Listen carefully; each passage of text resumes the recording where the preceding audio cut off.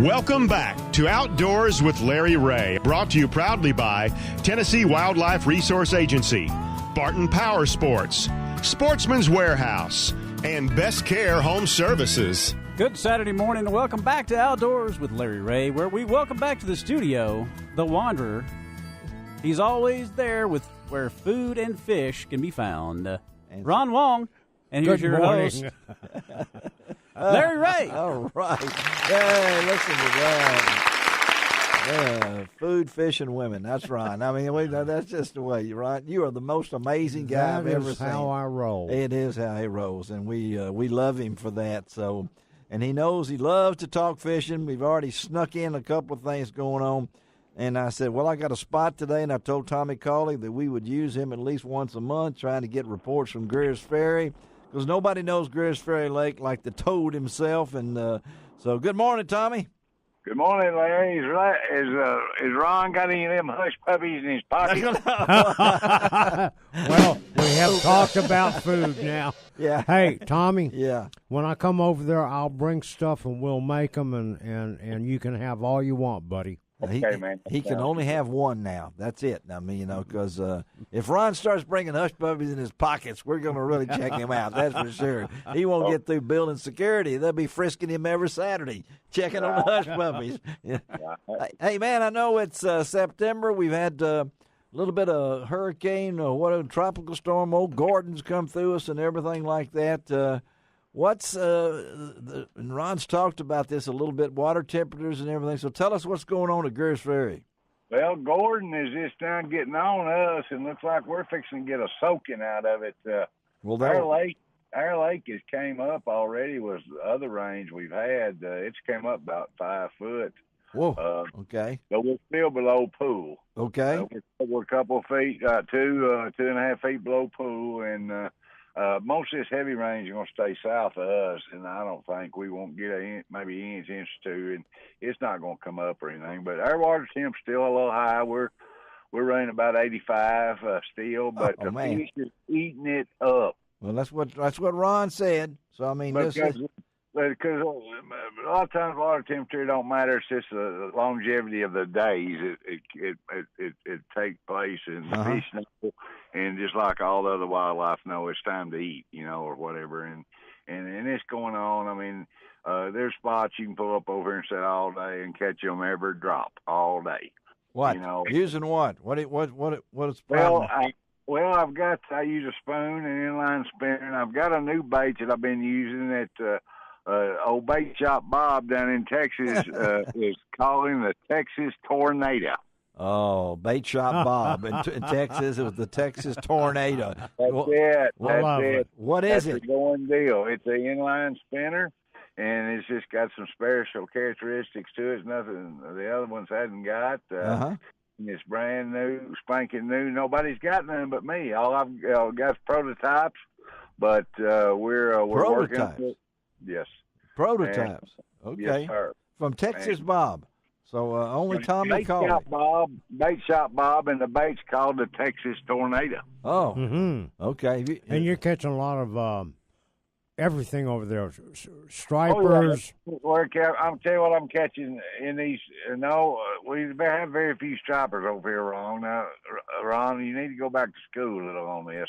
But they do get a few mixed in. My customers have caught probably 10 to 15 stripers ever since I've been guiding here.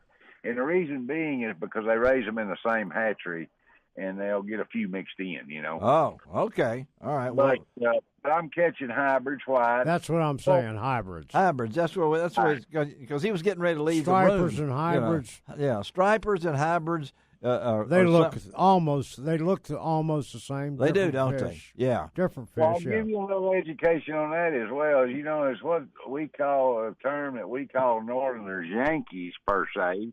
Yankees? We ain't Yankees. Yes, what about us from Memphis? Yeah, Ron lives in South Memphis. He's what I'm saying is a term that us Southerners, me and you, use sometimes, are Yankees, and a lot of those people, they call them wipers because they're wide in girth. And every state is a little bit different. Like y'all call them Cherokee over there. Okay. All right. And the reason being for that is because, see, some of them use the male genes out of the whites, and some of them use the female genes out of the whites, and vice versa on the stripers, and that's the reason they're called just a little bit of something different in every state. Well, I know that most of my genes are blue, so that's all I know. So you know. I'm strictly blue myself, Larry. Yeah, that's right.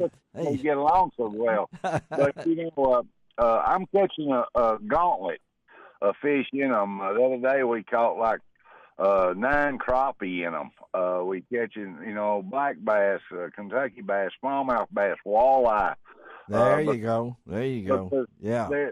They're on such a fierce feed that everything that they kill and don't get choked down, and those other fish have learned that to follow around under them, they'll eat what they spit up or whatever, you know, and so they get a free, easy meal, so you catch a lot of different fish under them. Well, that's it. And again, we're talking to Tommy Cauley, our good friend from Fish Finder Guide Service over at on Greer's Ferry Lake out of B Branch, Arkansas, which one of my favorite places. I don't know who Mr. B or Mr. Branch was, but it's they came up with a great name for a town. And before I let you go, I gotta ask you. Now we're coming into fall, particularly.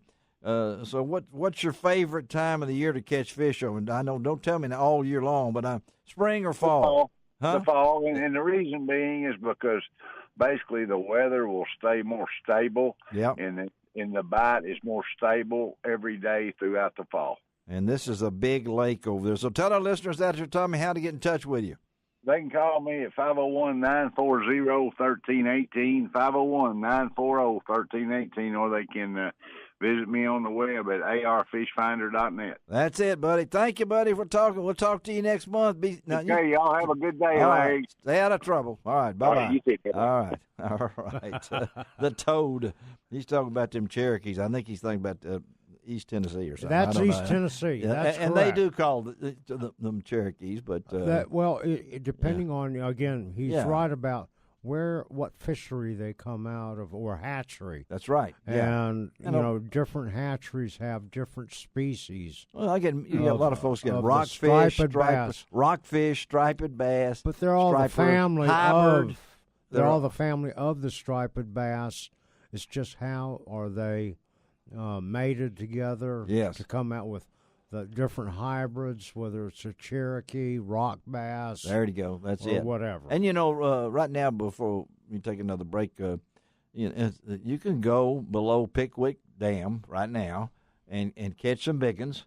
Yeah. But you got to be safe. You got to watch out what you're doing. A friend of mine was up there not too long ago, and he saw a young man go in the water simply because they weren't prepared.